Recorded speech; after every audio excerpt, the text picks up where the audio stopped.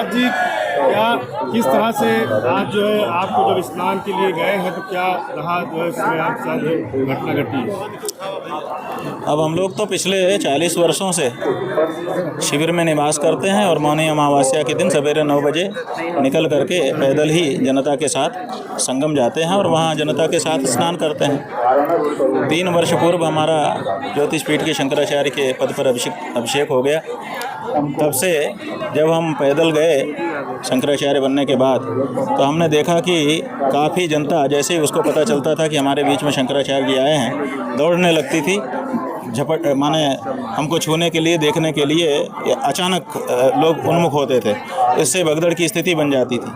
तो हमारे लोगों ने कहा कि आपको थोड़ा ऊपर कर दें तो सब लोग देख लेंगे, तो भगदड़ नहीं मचेगी। फिर हमने कहा ठीक है। तो उन्होंने पालकी बनाई, पालकी में हमको लेके गए और हमने देखा कि जैसे ही सब हमको देखते थे हम आशीर्वाद कर देते थे, सबको कोई भगदड़ नहीं मचती थी। तो ये भगदड़ को रोकने का और सबको संतुष्ट करने का एक अच्छा तरीका था।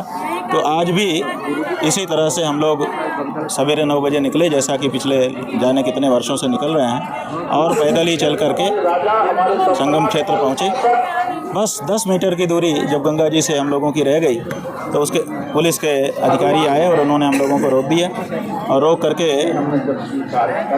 कहने लगे कि आप पालकी से नीचे उतरिए। तो हमने कहा भाई हम तो थोड़ी देर बाद जहाँ भीड़ बढ़ जाएगी वहाँ से उतरने ही वाले हैं, आप हमको क्यों आदेश कर रहे हो? बोले नहीं उतरिए तब आगे जाइए, नहीं तो मत जाइए। तो हमको लगा कि ये हमारा अपमान है, इनके कहने से हम कैसे उतर सकते हैं, और इनको शंकराचार्य को पालकी से नीचे उतरने का कहने का आदेश देने का अधिकार किसने दिया? हमने कहा भाई ये आप हमको नहीं कह सकते हैं और हम यहाँ नहीं उतरेंगे।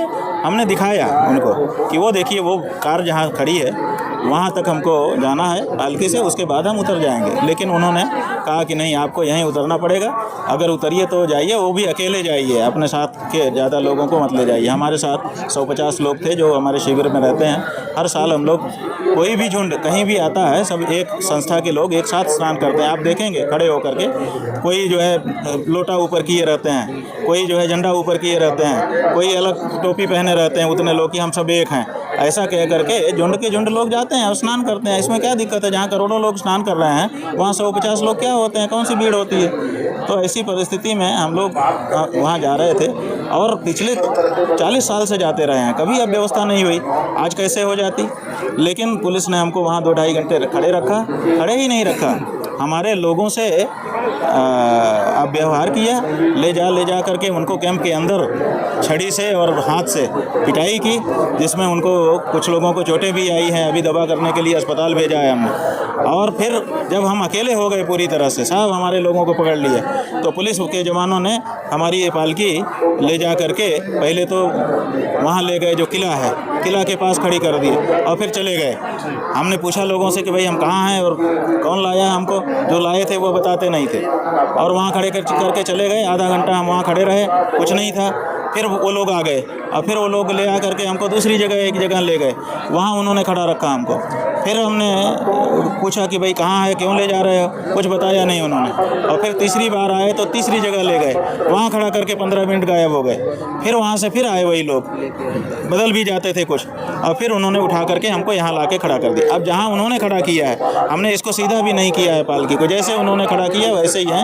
हम अमावस्या की प्रतीक्षा कर रहे हैं कि जब तक अमावस्या है तब तक में अगर गंगा त्रिवेणी का स्नान हो जाए, हम सवेरे शिविर से स्नान के लिए ही निकले थे, तो स्नान कर लें, और अगर अमावस्या में स्नान नहीं हो पाता है तो फिर यहाँ से प्रस्थान करें और भविष्य में कभी ना आने का मन बना करके प्रस्थान करें। क्योंकि ऐसा लगता है अब ये मेला संतों का नहीं रह गया, सनातनियों का नहीं रह गया, ये शासन प्रशासन नेता परेता और साथ में VIP लोगों का हो चुका है, या फिर चाटुकारों का हो चुका है। जो चापलूसी करे तो उसके लिए लाल कालीन बिछा हुआ है, आइए जी पधारिए जी हो रहा है, और अगर सच बोल दे तो उसके लिए इस तरह का व्यवहार किया जा रहा है। हमने भी अनुमान लगाने का प्रयास किया, सवेरे 9 बजे से अभी तक की स्थिति यही है कि हम बैठे हैं। हम भी सोच रहे हैं, हमको भी कुछ कारण नहीं समझ में आता था, लेकिन फिर एक व्यक्ति ने हमको कहा कि महाराज जी आपके साथ ये जो कुछ हो रहा है, ये आपने पिछले कुंभ में जो सच कह दिया था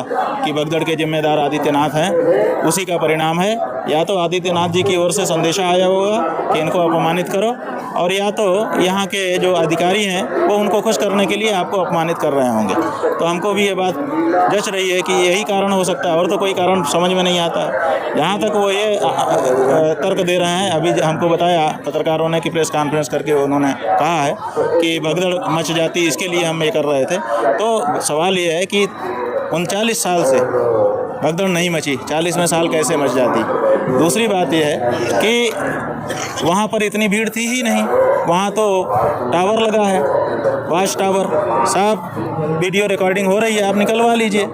वहाँ कोई हमारे जाने से कोई भगदड़ मची हो, थोड़ी बहुत भी हलचल भी हुई हो तो बता दीजिए, ऐसा तो कुछ हुआ नहीं। यहाँ तक कि 2.5-3 घंटे हमको वहाँ खड़ा रखा। अगर हम ही खड़ा होकर एक भाषण कर देते कि हमारे साथ प्रशासन अन्याय कर रहा है, तो शंकराचार्य जी के साथ होता अन्याय, वहाँ की जनता बर्दाश्त करती। लेकिन हमने ये नहीं किया, हमने किसी को वो नहीं किया। लोग आके हमको प्रणाम करते थे, हम आशीर्वाद देते थे, मुस्कुराते थे, जानबूझ के मुस्कुराते थे। मन में चेहरे पे मुस्कुराहट आती नहीं थी तभी मुस्कुराते थे, ताकि लोगों को ये ना लगे कि कुछ गड़बड़ी है, ताकि वहाँ कुछ कोलाहल ना हो, कोई भगदड़ ना मच जाए। तो हम तो पूरे संयम का परिचय देते खड़े रहे और अभी भी खड़े हैं। लेकिन जब स्नान के लिए हम अपने शिविर से निकले तो बिना स्नान किए अपने शिविर में हम जाना नहीं चाहेंगे, और अगर स्नान नहीं हो सका तो कभी भी यहाँ शिविर नहीं लगाएंगे और कभी नहीं आएंगे। इतनी हमारी बात है।